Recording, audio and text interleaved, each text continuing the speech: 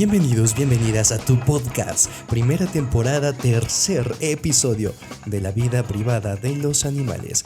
Hoy leeremos cómo los animales conviven con el estrés, basado del libro de Vitus Vidrosher titulado Sobrevivir. Comenzamos.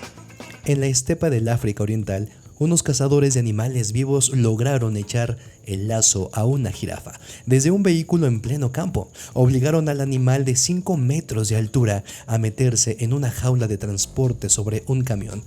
Todo parecía transcurrir perfectamente, pero cuando el motor arrancó, la jirafa se desplomó en silencio, muerta. ¿Causa de la muerte? Estrés por miedo al enemigo. Cuando un rebaño cruzó el corral de una finca rústica, un polluelo, asustado por los animales, se alejó de su madre y sus hermanitos. Piando con desesperación, el asustado polluelo, apenas una bolita de plumas, empezó a correr de un lado para otro y fue a dar en el granero. Allí, el pollito se encontró en medio de un mundo de maravillosa abundancia, pero no tocó ni un solo grano, sino que continuó correteando inquieto y sin descanso en busca de su madre. Al cabo de 2 horas, moría en medio de aquella abundancia. ¿Causa de la muerte?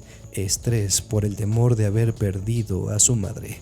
Hagamos notar que los polluelos nacidos en incubadora y que nunca conocieron a su madre se comportan de manera totalmente distinta.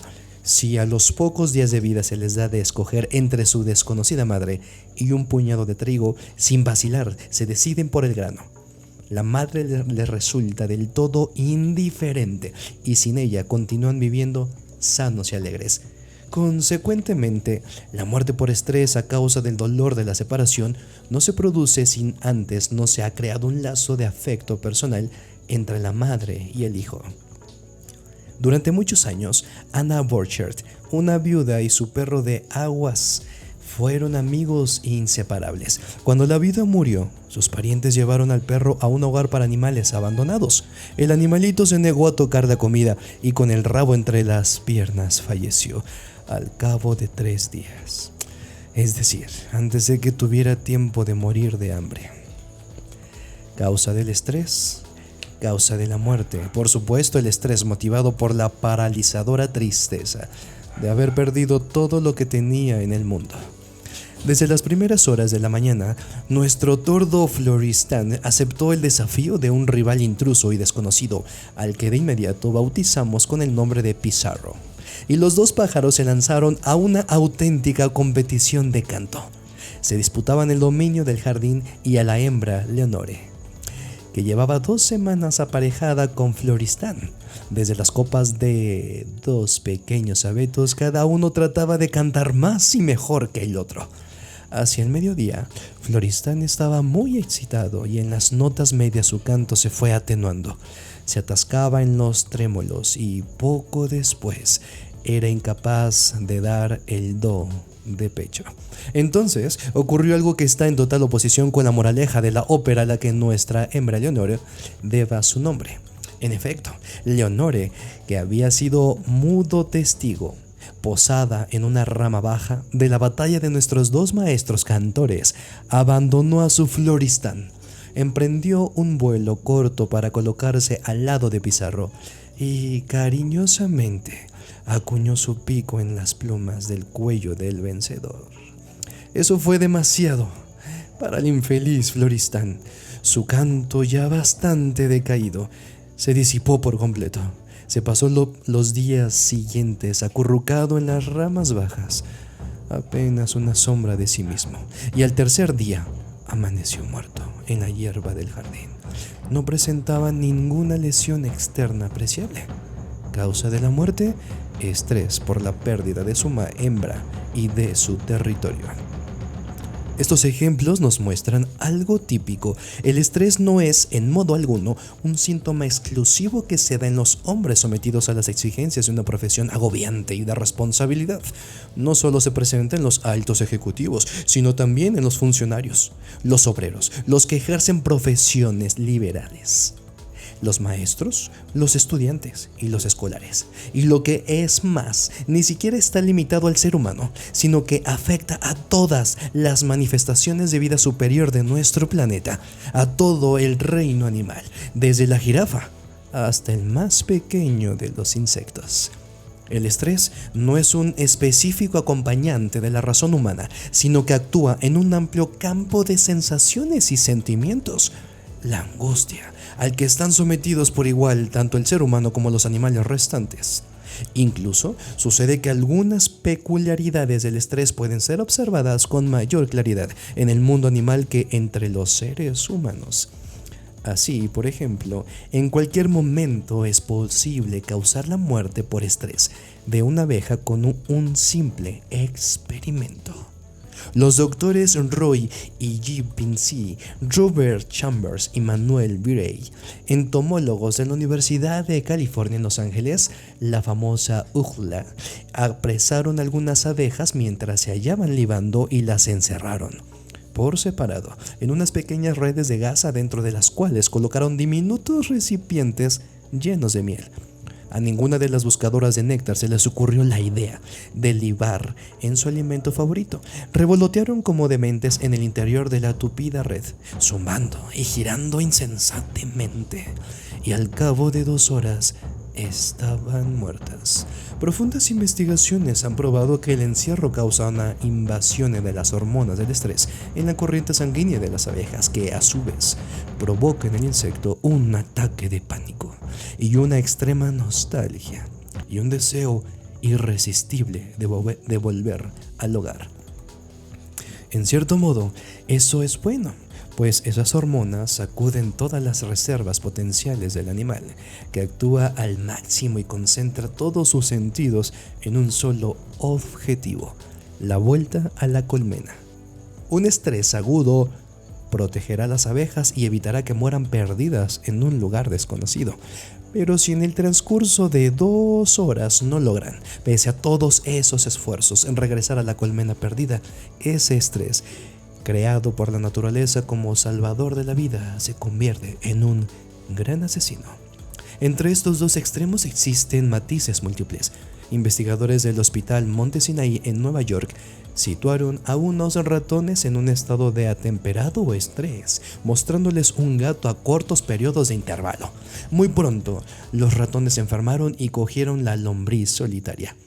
El continuado estado de angustia les robó todas sus fuerzas defensivas, necesarias para enfrentarse con las infecciones, y en una situación semejante, las ratas enferman de cáncer. Pero el estrés no solo golpea con esa mortal violencia en los casos de separación de la madre, como le sucedió al polluelo, o de la pérdida del amigo humano, como en el caso del perro, o en el del mirlo cantor que perdió a su hembra y su territorio. Ni es algo exclusivo del sentimiento de pérdida de la comunidad a que se pertenece, como le sucedió a la abeja, o de miedo mortal ante el enemigo. En circunstancias aparentemente opuestas, como cuando se produce un exceso de superpoblación y los individuos se ven obligados a compartir un espacio excesivamente reducido, puede ocurrir lo mismo. Eso quedó demostrado palpablemente en Hagenbeck, el zoológico de Hamburgo, en 1970. En el recinto reservado a una especie de monos de la India se produjo un número excesivo de nacimientos, con gran regocijo de los asistentes habituales a ese lugar conocido como el Monkey Saloon. Los visitantes del zoo pudieron pasar un buen rato, pero un buen día el recinto se convirtió en un infierno. Con diabólico griterío, aquellos 50 animales que hasta el día anterior formaron una auténtica comunidad pacífica se lanzaron unos contra otros, tratando de darse muerte a mordiscos. Comenzaron a luchar entre sí, informa Gunther Nimmenger, escritor especializado en relatos de la vida animal. No se libraron ni las hembras ni las crías. El griterío resultaba ensordecedor, el pelo volaba por los aires y la sangre brotaba de las heridas producidas por los mordiscos y de las orejas arrancadas. Cuando llegaron los guardias con sus mangueras a presión y lograron apaciguarlos, había 5 cadáveres en el campo de batalla. ¿Cómo pudo ocurrir algo semejante? Los excesivos nacimientos habían llegado a crear, poco a poco, una situación de incomodidad en el recinto, consecuencia de la superpoblación. Los monos se molestaban unos a otros por falta de espacio. Minuto a minuto, cada uno de los animales tenía que restablecer su autoridad si no quería ser víctima del abuso de los más fuertes. La angustia existencial fomenta un estrés crónico y destruye de golpe las represiones que, al controlar el instinto de agresión y asesinato, impiden que los componentes de un conjunto de monos se maten entre sí. La superpoblación, como vemos, puede dar lugar a un estrés social que termina en violencia y asesinato. El pensamiento, al menos en el asesinato, tampoco es ajeno al hombre cuando se haya sometido a las presiones de un grupo rival. Suplico al lector me ahorre tener que presentar ejemplos, siempre desagradables de esto. No creo que sean necesarios, pues todos los conocemos. Digamos que a este respecto y en lo emocional no nos diferenciamos mucho de los monos. La diferencia estriba en que, por suerte, la razón nos sirve como freno de emergencia. Pobres de nosotros cuando ésta nos falla. Los leminges reaccionan en casos semejantes con demencia idéntica a la de los monos de la India. Todos hemos oído hablar alguna vez de los leminges, estos roedores pertenecientes a la familia de los arbicólidos, que forman ejércitos de millones, se multiplican ilimitadamente y después, en ciega locura colectiva, emprenden la fuga a toda velocidad. Y si por casualidad llegan a las costas, saltan a las aguas heladas del Ártico para ahogarse en ellas. Walter Madsen pudo ser testigo visual de una de esas estampidas en el norte de Noruega, en las proximidades de Narvik. Aquella interminable masa de animales se deslizaba, como una gigantesca alfombra viva cuyo final se perdía de vista a lo lejos, por la falda de una montaña en dirección a la pequeña ciudad de Fauske en el fiordo de Salt. Inundaron de tal modo los caminos, las granjas y los huertos que los hombres tuvieron que huir y refugiarse en sus casas. Los leminges, que individualmente son pacíficos y miedosos, en masa se convierten en fieras. Saltan sobre cualquier cosa que se ponga en su camino. Perros, gatos, caballos, automóviles. Muerden los garrotes con que los hombres se enfrentan a ellos. Tras de haber cruzado el pueblo, se precipitaron en un frente muy extenso, sobre una vía férrea, precisamente en el momento en que pasaba un tren. En pocos segundos, los rieles quedaron cubiertos por una roja masa pastosa de la que parecían surgir los agudos gemidos de los animales moribundos. Eso no impidió que los siguientes pasaran sobre los cadáveres de sus congéneres y continuaran su marcha por debajo del tren. 20 minutos más tarde, la avanzadilla de ese ejército desesperado alcanzó la orilla del fiordo.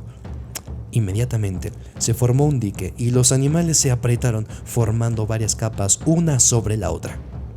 Se pelearon, se empujaron y se mordieron entre sí hasta que los primeros saltaron al agua. Y como dominados por una psicosis colectiva, los demás los siguieron. Como el fiordo en aquel lugar solo tiene una anchura de unos 1500 metros, la mayor parte de los leminges lograron cruzarlo a nado y alcanzaron la orilla opuesta. Una vez allí, su locura pareció enfriarse. Los animales se apresuraron a escalar la vertiente, se extendieron por la ladera y ocuparon la nueva tierra en la que desde hacía muchos años no vivían leminges. Tiempos antes, habían sido aniquilados allí por los osos, los glotones, las martas, los zorros, los linces, las comadrejas, los armiños, las águilas, los busardos, los halcones, las gaviotas, los cuervos, las urracas y los azores. Apenas existe un animal que tenga tantos enemigos como el leminge. Esa es la razón por la cual la naturaleza ha organizado en estos animales una forma de comportamiento que a primera vista puede parecer absurda.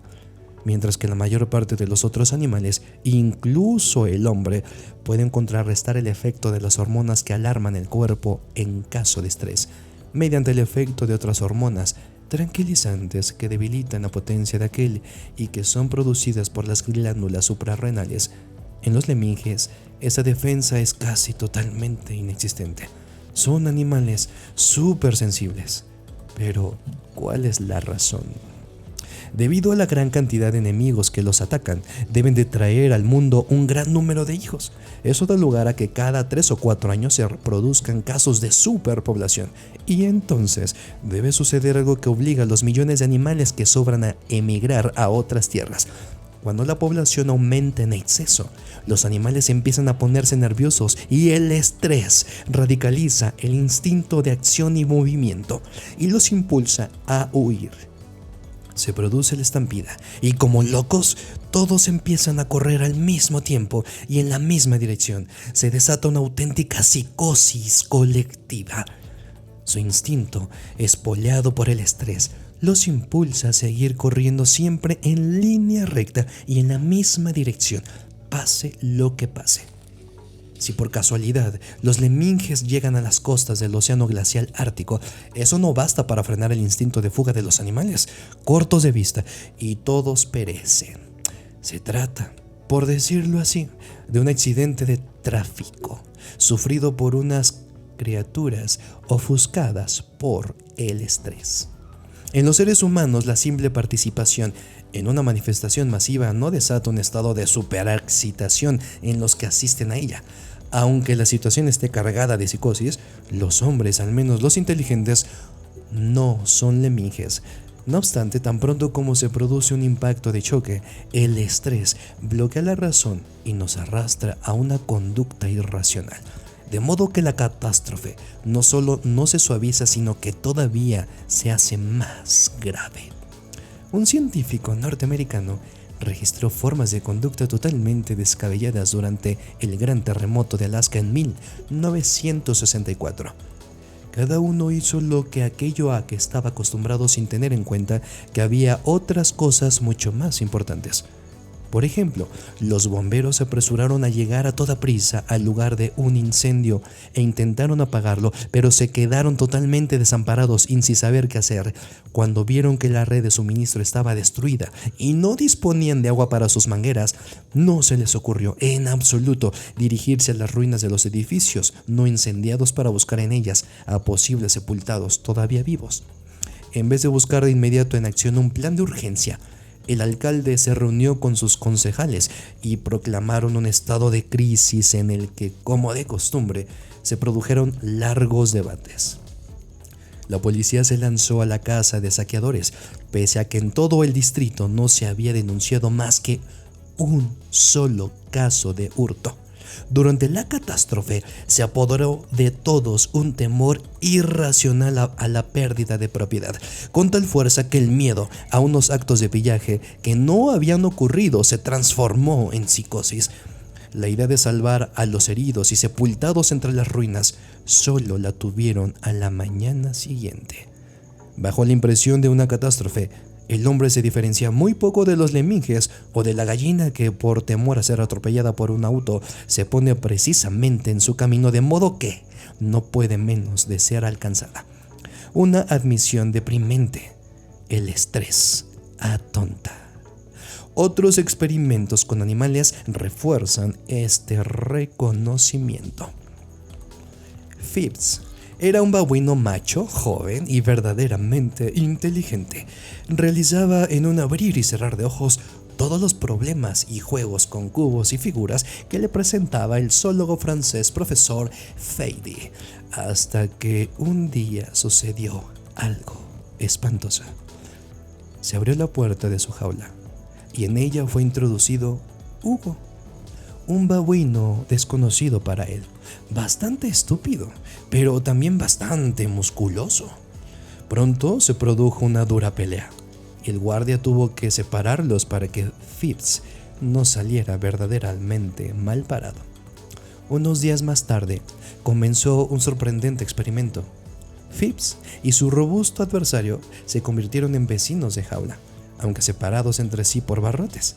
Y el profesor Feidy repitió con Phipps todos los tests de inteligencia que con anterioridad el joven cuadrumano tan diestramente había superado.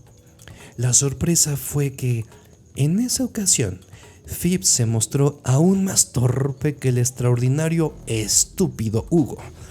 Tampoco como se corrió una cortina entre las dos jaulas, de modo que Phipps dejara de sentirse observado por Hugo.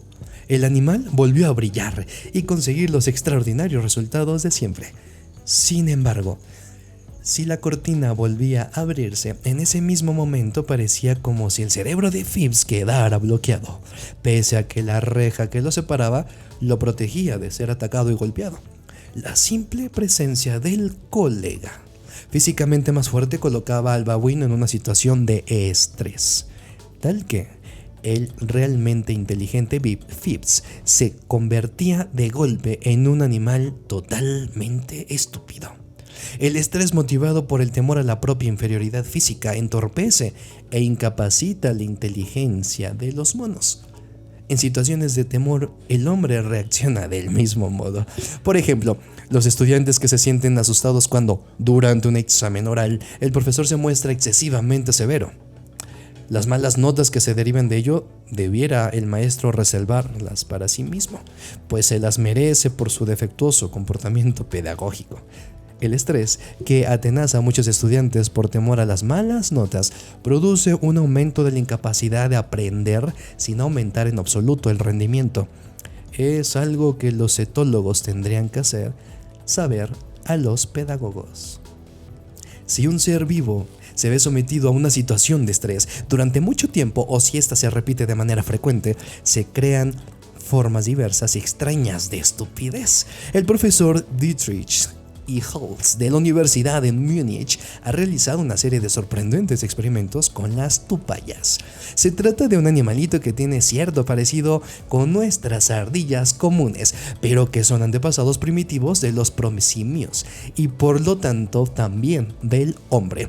Pertenecen a la familia de los primates. Las tupayas son de los contados animales en los que resulta fácil advertir a simple vista cuando se hayan sometidos al estrés, pues se produce en ellos una erección del pelo, sobre todo del de la cola, pero por lo general se encuentra liso y pegado a ella, pero que en casos de fuerte presión emocional se eriza y da al rabo un aspecto de limpiabotellas. Estos mamíferos que viven en el sudeste de Asia son tan sensibles al estrés como los leminges, con la diferencia de que no caen presas de una psicosis colectiva como la de aquellos, pero son víctimas de una gran tristeza anímica cuando ven de cerca a un congénere que no pertenece a su propia familia, esto es, su hembra o sus crías. Surge en ellos esta manifestación de estrés cuando tienen ante su vista un macho de su especie, incluso si éste fue anteriormente vencido por ellos. La pregunta que se planteó el investigador fue: ¿hasta qué punto sufre la salud y qué daños corporales produce un aumento del estrés? En el tiempo comprendido entre las 6 de la mañana y las 6 de la tarde, si una tupaya se ve obligada a ver durante 2 horas a un mal enemigo, logra dominar su estrés de manera razonable. Sin embargo, si la situación de estrés se prolonga algún tiempo más, la hembra se vuelve caníbal y devora a sus propios hijos. Esto ocurre siempre. El fenómeno no se presenta de improviso, sino que al principio sigue amamantando a sus crías con el cariño de siempre. Pero cuando la presión del estrés se hace demasiado fuerte, salta de manera imprevista y devora a sus hijos uno tras otro. Además, deja de comportarse como hembra y trata de aparearse con otras hembras, como si de repente se hubiera vuelto macho. Si el estrés se prolonga unas 6 horas al día, todas las hembras se vuelven estériles y los machos impotentes. En las hembras a punto de parir, las crías aún no nacidas se disuelven de modo total en los jugos corporales de la madre. Es decir, que la vida joven se disuelve en el vientre materno sin dejar rastro. En los machos, los órganos sexuales sufren una regresión tan radical que no pueden ser identificados como tales. 7 horas y 15 minutos de estrés diario traen como consecuencia que las tupayas pierdan más del 30% de su peso en 3 días. Sus grasas y proteínas son consumidas por el miedo permanente. Las palpitaciones cardíacas, la temperatura elevada, la inquietud interna influyen en toda una cadena de hormonas que, entre otras cosas, causan rápidas contracciones de los músculos cardíacos. Las razones por las que la naturaleza hace que bajo el estrés el corazón se debilite y quede sometido a los peligros del infarto todavía no son conocidas. Un estrés continuado, sin ninguna pausa para la recuperación, causa en estos animales un único y definitivo efecto: la muerte, que puede presentarse al cabo de varios minutos o de pocas horas, según la potencia del estrés, y llega antes que el animal haya alcanzado una delgadez esquelética. En los casos en que la muerte tarda en producirse, el animal parece consumirse vivo hasta que acaba muriendo. Los daños causados por el estrés al corazón y otros órganos internos son irreparables. Eso hace que el estrés continuado sea, de todo punto, inadecuado como cura de adelgazamiento en individuos obesos. La aplicación de las consecuencias de los resultados obtenidos con las tupallas al hombre no es absurda, como el profano en la materia podría suponer. Recientemente, en un taller de mecánica de precisión de la ciudad alemana de Essen, la producción sufrió un notable retroceso hasta quedar virtualmente paralizada. Se contrataron nuevas obreras, totalmente sanas, que paulativamente al cabo de pocas semanas empezaron a ser víctimas de enfermedades inexplicables, como sus antecesoras tuvieron que ser dadas de baja y sometidas a una cura de reposo. Se recuperaron rápidamente, pero tan pronto como regresaron al trabajo volvieron a enfermar en pocos días. La empresa contrató a un psicólogo que finalmente acabó identificando al agente patógeno. Se trataba del ingeniero inspector de la producción. Este había colocado los puestos de trabajo de tal modo que podía llegar por detrás hasta cada una de las obreras, lo cual solía hacer caminando silenciosamente con zapatos de suela de fieltro, sorprendiendo y asustando así a las mujeres con sus exclamaciones de reproche cuando opinaba que se distraían en su trabajo. Ese negrero no pudo entender que el psicólogo le advirtiera que su método de vigilancia no aumentaba el rendimiento ni la moral de sus obreras, pero se había convertido en un permanente factor del estrés de estas, y con su actuación paralizaba su capacidad de trabajo y su moral. Su disposición psíquica y su salud se veían peligrosamente amenazadas. El Simposio Internacional para la Investigación del Estrés, celebrado en la isla de Sylt en 1977, mantuvo la tesis de que este no era un caso aislado y propuso que se tomaran medidas para eliminar por completo el estrés, sobre todo el que afecta a los estudiantes, el de los exámenes y del rendimiento. Debo prevenir, sin embargo, contra el peligro que puede significar para el niño la eliminación radical del estrés. Por terribles que son los ejemplos de que la zoología nos ofrece sobre las catástrofes consecuencias del estrés, no hay más remedio que admitir que este síntoma no es, ni mucho menos, un acontecimiento absurdo de la naturaleza. Se han realizado experimentos con animales cuyas condiciones de vida y exigencias fueron establecidas de manera que se les evitara por completo el estrés. Se puede facilitar a un animal una dosis suficiente de tranquilizantes, con lo cual, por ejemplo, un antílope adquiere un estado anímico tan equilibrado que ni siquiera siente miedo ante un león. Babuinos y tupayas, sometidos al mismo tratamiento, no sienten temor ante la visión de congéneres corporalmente más fuertes. Y no se produce ese bloqueo de las reacciones que observamos normalmente en otras circunstancias. Pero los test de inteligencia realizados con ellos demostraron que su capacidad de aprendizaje se veía muy afectada por la indiferencia, pues no consideraba necesario esforzarse en aprender. Consecuencia: el eliminar por completo el estrés significaría renunciar a una importante fuerza impulsora en el mecanismo de la vida. Algo de estrés, ese famoso hormigueo nervioso que padecen algunas personas, ese alado nerviosismo del actor antes de salir al escenario o del deportista antes de la competición, la excitación íntima anterior al comienzo de la realización de una tarea importante, todo eso resulta indispensable cuando se trata de demostrar de lo que uno es capaz.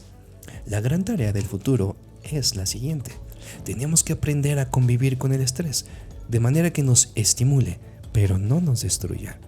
Muchos animales pueden hacerlo así y de un modo en el que podemos aprender cosas interesantes para nosotros los hombres. He aquí un ejemplo. El grupo de cazadores y ojeadores avanzaba melancólicamente entre los campos encharcados por la lluvia. De repente, uno de los cazadores se quedó inmóvil, como si hubiera echado raíces. Apenas a 3 metros de él estaba una liebre, acurrucada en un lecho formado en una de las rugosidades del suelo, y lo miraba con los ojos extremadamente abiertos, pero no se movió en absoluto.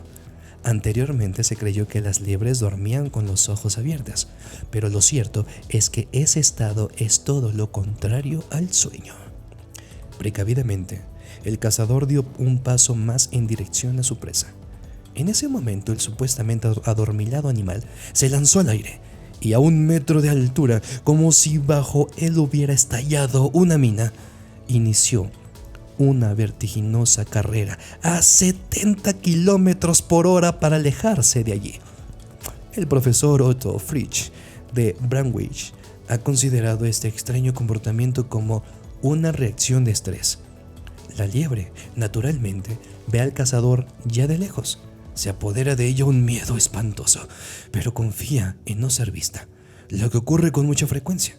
Al mismo tiempo, el estrés bombea su cuerpo con fuertes latidos cardíacos y la máxima irrigación sanguínea llega a todos sus músculos, que se cargan de energía para que el animal, en caso de ser descubierto, pueda salir huyendo con un impulso inicial instantáneo, como un rayo y a su máxima velocidad. Es lo mismo que sucede con el coche de carreras, cuyo motor se acelera al máximo en punto muerto para que en el momento en que se da la salida pueda hacerlo con la mayor fuerza y velocidad inicial. Como todo el mundo sabe, un motor de automóvil que se mantuviera en marcha a todo gas y en punto muerto acabaría por averiarse en corto tiempo. Con la misma rapidez, los órganos internos de una liebre quedarían afectados por la enfermedad de los ejecutivos, si el animal no supiera protegerse contra ello mediante 2 ingeniosas normas de conducta. La primera de estas, medidas protectoras contra las lesiones del estrés, cuando la liebre, con su motor girando a toda marcha en punto muerto, se queda en su cama sin ser descubierta por el cazador o el zorro. Tan pronto como estos se han marchado, la liebre hace un par de carreras por el campo, como si realmente estuviera siendo perseguida. Con ello, el potencial energético acumulado se descarga internamente de manera totalmente natural. Las hormonas de la acción, que con la inactividad del animal atacarían a sus órganos internos de manera insensata y acabarían por dañarlos, la transforma el animal en energía de movimiento del cuerpo y de ese modo las neutraliza instintivamente en forma tan asombrosa como óptima. El hombre puede aprender de la liebre algo decisivo al respecto. También nosotros, cuando nos encontramos en una situación de estrés, sentimos un impulso instintivo de movimiento y acción al que debemos dar rienda suelta. El hombre primitivo, de cuya naturaleza todavía participamos, se sentía afectado por el estrés en la caza, en las luchas tribales, en las rivalidades personales, es decir, en situaciones que exigían una acción inmediata, la rápida huida o la lucha a muerte, o el combate entre camaradas para establecer un rango. Con eso reaccionaba contra el estrés. Nosotros, los hombres civilizados, por el contrario, nos vemos obligados muchas veces a desahogar en nosotros mismos nuestros enfados cotidianos. No nos atrevemos a dar rienda suelta a nuestro mal humor cuando se nos hace una mala faena, sino que tenemos que seguir portándonos bien en nuestro lugar de trabajo. El hecho de que sometidos al estrés nos veamos condenados a la inactividad o que con esos directivos en honor de los cuales el fenómeno fue en un principio y falsamente llamado enfermedad de los directores, solo intentemos dominar el estrés por medios psíquicos. Es lo que ha elevado este síndrome a la categoría de enfermedad número 1 de la civilización. Sería recomendable dar 3 vueltas en torno a la manzana, o a buen paso después de la pérdida de un negocio o tras de una bronca con el jefe. A los estudiantes les irían bien pasarse unas horas jugando al fútbol en el campo de deportes de la escuela después de su trabajo en las aulas. Lo más importante, pero también lo más difícil de conseguir, es que esa actividad física se realice mientras circulan todavía en el organismo las hormonas que el estrés hizo llegar al torrente sanguíneo. El acudir a últimas horas de la tarde al campo de deportes cuando se tuvo una discusión al mediodía tiene un valor bastante restringido porque las hormonas hace tiempo que se eliminaron y el daño ya está causado. La segunda medida protectora de las liebres contra los daños del estrés es de naturaleza totalmente distinta. El profesor Otto Frisch la observó por primera vez en animales jóvenes. Si se les asusta, por ejemplo, enseñándoles un perro, extrañamente se observa que su ritmo cardíaco, que normalmente es de 354 pulsaciones por minuto, desciende a 186. Es decir, que se reduce en casi un 50% en vez de aumentar, como podría esperarse. Puede decirse que el joven animal se tranquiliza para no acabar subiéndose por las paredes. Si se considera el hecho con atención, no cabe duda de que tienen lógica. Una mayor irritación no serviría de nada al animal. Consecuentemente, las liebres tienen dos formas muy diversas de manifestar el miedo. Una caliente, un miedo que actúa como estimulante, y una fría, en la que el miedo más bien paraliza. A los hombres nos cuesta mucho trabajo comprender ese doble rostro como expresión de una situación de terror. Y sin embargo, también conocemos ese miedo que nos entumece y hace que el corazón se nos detenga en el pecho. Una liebre vieja que ve de lejos al enemigo que se aproxima se verá en primer lugar afectada por el miedo frío. Su ritmo cardíaco se hará más lento, se encogerá en su escondite. En ese momento, las hormonas del estrés aún no sacuden el cuerpo para hacerle desarrollar su máxima capacidad de acción. Un enemigo lejano no logra dañar su organismo con los efectos del estrés. Solo muy poco antes de la llegada del instante en que el animal debe saltar para comenzar la huida, el miedo caliente comienza a hacer que la liebre de campo vea aumentar su ritmo cardíaco. La naturaleza ha logrado un método para conseguir que el estrés perjudicial no haga acto presencia hasta que no es de todo punto necesario. El hombre únicamente puede conseguir algo semejante mediante el empleo de la razón, obligándose a no asustarse ni a preocuparse por algo hasta que el acontecimiento peligroso o amenazador no se ha agudizado. Otros animales conocen diversas posibilidades de evitar las malas consecuencias del estrés. El profesor de Mainz, Rudolf Biltz, ha bautizado este experimento suyo realizado con ratas de campo recién capturadas, con el nombre de experimento con la esperanza. Si uno de estos animales es arrojado a un barreño lleno de agua, cuyas paredes lisas no le permiten salir, al cabo de 15 minutos de agitarse y nadar de un lado para otro, en pleno desconcierto, la rata muere a consecuencia del estrés. En circunstancias normales, ese tipo de ratas pueden nadar hasta 80 horas interrumpidamente antes de ahogarse. Consecuentemente, la causa de la muerte no es el esfuerzo físico, sino solamente el miedo mortal ante una situación sin salida posible. Al día siguiente, se realizó un experimento semejante con otra rata del mismo tipo. En ese caso, sin embargo, después de dejar a la rata 5 minutos en el agua, se le lanzó una tablilla por la cual pudo trepar y alcanzar un blando nido preparado de antemano. Si se arroja al agua a esa misma rata algo después, pero no se le ofrece la tablilla salvadora, el animal no muere de estrés. Aguanta nadando en el recipiente 80 horas como un campeón de resistencia hasta su total agotamiento, animada por la esperanza de que en algún momento se le vuelva a arrojar la tablilla salvadora. De este puede extraerse una lógica consecuencia. La esperanza en una ayuda debilita de manera notable los efectos patógenos del estrés. A la inversa, una sensación de abandono y desesperanza pueden ser causa importante en la génesis de un estrés prolongado. Teniendo en cuenta las exigencias en el campo del rendimiento productivo de nuestra sociedad industrial, las personas de las cuales depende la dirección de los negocios y la política deberían cuidar de no empujar a nadie a un estado de angustia existencial desesperanzada, si no quieren cometer un delito contra la fuerza creativa y la salud de sus semejantes. Otro experimento realizado por el profesor James Weiss en la Universidad de Rockefeller parece comprobar lo expuesto. El investigador encerró a un buen número de ratas en jaulas, tan estrechas que parecían hechas a medida de sus cuerpos, dentro de las cuales los animales tenían que permanecer inmóviles. Durante 4 días se sometió a las ratas a frecuentes descargas eléctricas en la punta de sus colas. La mitad de las ratas estaban obligadas a soportar la situación sin hacer absolutamente nada, mientras que el resto podía mover sus patitas delanteras, con las que giraban una especie de norita cuando intentaban escapar del dolor. Cuando las ratas recibían la sacudida de la corriente eléctrica, la mitad de las ratas huían, aunque solo fuera teóricamente, es decir, sin poder moverse de sitio, corriendo con sus patas delanteras. Por muy rápido que fuera el movimiento de sus patitas, no se alejaban realmente ni un solo milímetro del origen de su tormento. Sin embargo, las consecuencias patógenas del estrés fueron mucho menores en esas ratas que en las otras que, al recibir la sacudida, no podían escapar.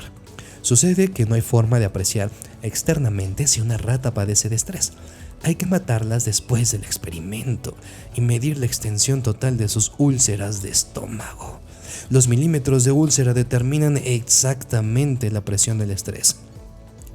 No es fácil calibrar en todo su valor el significado de estas investigaciones, pero demuestran sin lugar a dudas que incluso en una situación tan desesperada como la de las ratas encerradas en jaulas pegadas a su cuerpo, puede hacerse algo para aminorar las consecuencias patógenas del estrés, aunque el acto pueda parecernos carente en absoluto de sentido. Si la fuga no es posible, podemos inventarnos una fuga aparente en lugar de la huida imposible. El derecho al pataleo. Con eso, el daño queda reducido a una tercera parte, medido en milímetros de úlcera de estómago. Los etólogos llaman a esta conducta contrarreacción mediante un acto sustitutivo, algo que debería dar valor a los hombres que se encuentran en una situación sin salida y oprimidos por el estrés. Un acto sustitutivo adecuado puede ayudarnos mucho a evitar consecuencias graves para nuestra salud. El profesor Weiss estableció otra variante en su experimento que igualmente puso de manifiesto nuevas posibilidades de contrarrestar el efecto negativo del estrés. Sometió a una rata a descargas eléctricas en la punta del rabo a intervalos irregulares, y al cabo de 4 días se comprobó que la rata había desarrollado úlceras de estómago de una longitud total de 9 milímetros. Hizo lo mismo con otra rata, pero cuidando de hacer sonar una señal acústica 10 segundos antes de cada descarga. En esa última, las úlceras solo alcanzaron 1,5 milímetros de longitud.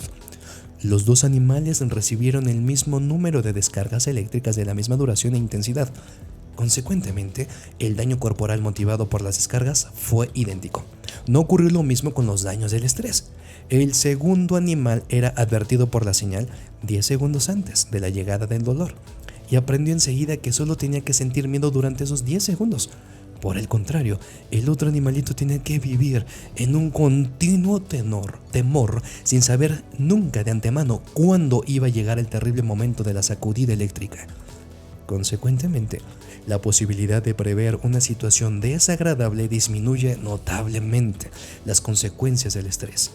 Los sabios aún no se han puesto de acuerdo sobre el hecho de si en una comunidad animal, una bandada de gansos, una manada de lobos, un conjunto de hienas, un rebaño de cebras o una familia de conejos silvestres, el establecimiento de una ordenación jerárquica previamente determinada disminuye la frecuencia de las luchas internas y la gravedad de la tensión del estrés.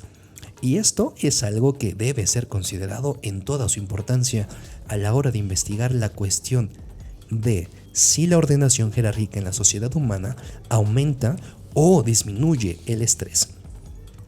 Pruebas de laboratorio realizadas por los doctores de Koch e Inkenk-Rock, que utilizaron para ellas leminges y ratones de pelo rojizo, hablan bien claro a mi juicio. Encerraron en jaulas a los animales que tan pronto como estuvieron en ellas, establecieron una ordenación jerárquica. Los investigadores tuvieron la ingeniosa idea de meter en cada una de las jaulas una de esas ruedas, de noria que pueden girar sin fin y observar cuáles eran los animales que más la utilizaban. Quedó en claro algo realmente inesperado. Mientras más bajo era el estatus social del individuo dentro de su comunidad, con mayor frecuencia se subía al juguete para intentar inútilmente una fuga imposible. Siempre que un ratón sufría un rechazo, utilizaba la rueda. Es decir, los que estaban en los últimos peldaños de la escala social eran los que más intentaban escapar, mientras que los jefes casi nunca la utilizaban. De esto puede deducirse que la realización del instinto de movimiento puede indicar la existencia de una situación de estrés. También que si es cierto que la ordenación jerárquica desplaza las luchas internas en el seno de una comunidad animal, no elimina el estrés del que solo se libran los animales de alto rango. En las capas más bajas de la población de ratones es donde la carga anímica se hace más grave. En una manada de lobos en libertad no cambian las cosas. En periodos de hambre, los miembros de la clase media atacan con creciente malevolencia a los animales de las clases bajas, a los que finalmente acaban por expulsar de la manada. Los expulsados prolongan durante algún tiempo su existencia solitaria, que los vuelve extraordinariamente agresivos, pérfidos y peligrosos. Esto, sin embargo, no es un signo de vitalidad, sino la expresión de una última rebeldía que no impide que pronto les llegue la muerte, pues sin el apoyo de la manada, el lobo solitario está perdido.